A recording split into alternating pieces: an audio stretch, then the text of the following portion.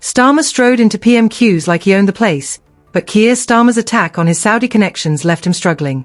From Middle East dealings to ignoring British farmers, this is the political meltdown you need to see. I've got all the details on what's really going on behind the scenes, and trust me, it's not pretty. Let's dive into the latest drama that's got Westminster buzzing. The usual hubbub of PMQs settled. Keir Starmer rose from her seat with a look of steely determination. Without warning, she veered completely off script, launching into a line of questioning that left the whole chamber reeling. How can you advocate for human rights while maintaining ties with a regime known for its abuses? She demanded, fixing Starmer with an unwavering gaze. Badenoch laid out a series of damning claims about Starmer's connections to Saudi Arabia, painting a picture of secret meetings and questionable deals. The reaction in the chamber was instant. Gasps echoed around the room as MPs tried to process what they were hearing.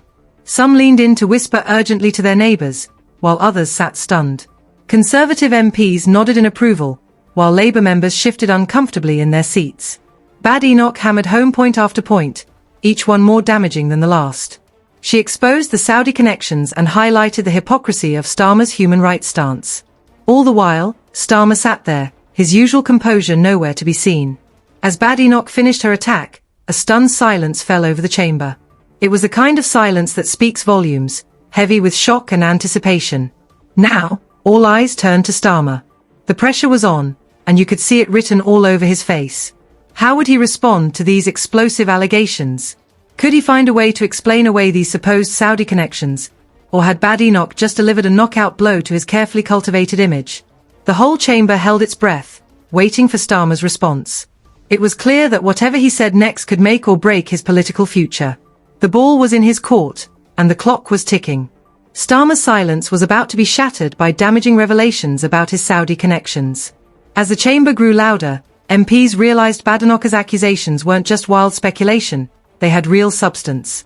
New evidence exposed Starmer's dangerous game of political doublespeak. While publicly championing human rights, he'd been having secret meetings with Saudi officials. These weren't quick photo ops, but proper sit-downs where real deals get made. During a recent Middle East trip, Starmer cozied up to the Saudis, talking about strengthening defense partnerships and supporting stability. At the same time, he announced extra aid for Syria. It all sounds great until you remember Saudi Arabia's human rights record. The hypocrisy was glaring. Here's Starmer, claiming to be a human rights champion while shaking hands with those responsible for abuses in Yemen and against their own people. It's like he's trying to have his cake and eat it too, tough talk at home, playing nice with abusers abroad. You could see the shock ripple through the chamber. Labour MPs looked slapped in the face. Starmer's biggest supporters shifted uncomfortably. This wasn't a minor PR hiccup. It was a full-blown credibility crisis. The full extent of Starmer's Saudi ties was now laid bare, and it wasn't pretty. But just when you thought things couldn't get worse for the Labour leader, another storm was brewing. Starmer was about to learn that when it rains, it pours. Just as Starmer was reeling from the Saudi revelation, a voice from the backbenches cut through the chaos. What about our farmers, Mr. Starmer? The question hung in the air, heavy with the anger of thousands of rural voices. Was this the final blow to Starmer's faltering leadership? The farmers' protest had been brewing for weeks, but Starmer had barely noticed. Now, it was impossible to ignore. The government's new inheritance tax policy was about to hit farmers hard. A 20% tax on inherited farming assets over £1 million would affect far more family farms than the government admitted. This wasn't just about money, it was about people's livelihoods and generations of family legacy. Starmer had been silent on the whole thing, no wonder rural communities were fuming. The MP from the backbenches wasn't done. He listed how councils across the country, Northamptonshire, Cornwall, Buckinghamshire, were all opposing this policy. It's rare to see local authorities unite like this, but from Starmer, nothing but crickets. The anger in the chamber was palpable. Conservative MPs nodded along, while Labour members looked like they wanted to disappear. And there's Starmer, caught in the middle, looking more lost by the second. Things were about to get worse. Hundreds of tractors were rolling into Westminster for the RIP British farming protest. How was Starmer going to talk his way out of this one? James Storkey, an ex-Tory advisor, summed it up perfectly. This inheritance tax row was a gift to the Conservatives. Labour's fumbling of agricultural issues could cost them big with rural voters. And let's face it, Starmer's track record on farming is about as clear as mud. So there's Starmer, trying to pivot away from the Saudi mess, only to find himself knee-deep in manure. He starts rattling off some lines about supporting British agriculture, but it's clear his heart's not in it. The words sound hollow, rehearsed. As Starmer fumbled through his non-answer, the mood in the chamber shifted. Quiet murmurs turned into open jeers. Shouts of "answer the question," and "what about the farmers?" echoed around the room.